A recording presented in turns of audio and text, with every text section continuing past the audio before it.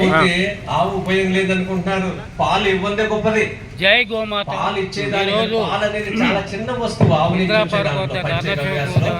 గోమాత సందర్భంగా తెలంగాణ రచయిత దాచేపల్లి దేవేంద్ర ఇలా ఒక ఆవు ఉంటే 30 ఎకరాలు చేయొచ్చు అనే దానికి 15 సంవత్సరాల నుంచి నేను ఆచరిస్తున్నాను. అలాగే మనం అందరం కలిసి ఇక్కడ ఎంతమంది ఉన్నారో ఒక్కొక్కరు ఇంకొక 5 తీసుకుని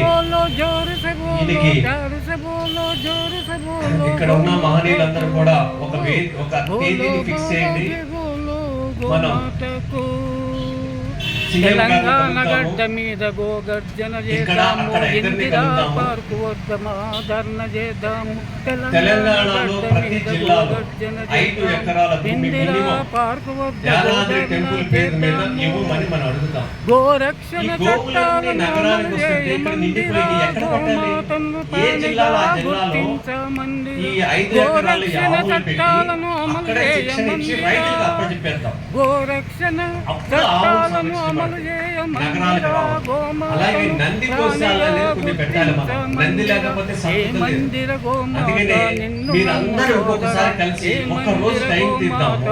మనం అందరం కలిసి ఇక్కడ సీఎం అని అక్కడ సీఎం అని అక్కడ తిరుమల దేవస్థానం తరఫున ప్రతి జిల్లాలో ఒక 100 ఎకరాలు మేము అడుగుతున్నాం.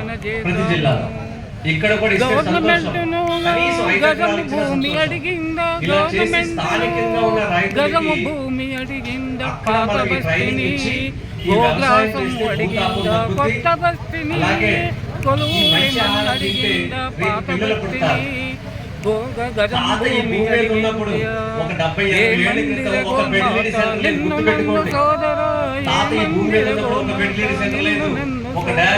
గోరక్షణ చట్టాలను అమలు చేయమందిర, గోమాతను ప్రాణిగా గుర్తించమందిర. ఇలా మనం బజార్లో ఉన్న ప్యాకింగ్ చూసి మంచి వస్తువు అనుకుంటున్నాం. సూపర్ మార్కెట్ లకి వెళ్ళి డబ్బులు వస్తే అన్ని కొనేస్తున్నాం. ప్యాకింగ్ చూస్తున్నాం, ప్యాకింగ్ బాగుంటే కొంటున్నాం. ప్యాకింగ్ కాదు చూడాల్సింది, క్వాలిటీ అంటే గో ఆధారితంగా పండించిన పంటలకు సంబంధించిన భోజనం మీరు తినాలి. ఇలాంటివి మీకు ఏ జిల్లాలో కాకుండా ఆ జిల్లాలో రైతుల నెంబర్లు మేము ఇస్తాం. 25,000 మందిని తయారు చేస్తాం. ఏ జిల్లా కన్నా ఆ జిల్లాలో ఉన్నారు వాళ్ళు. అలా ఉండబట్టే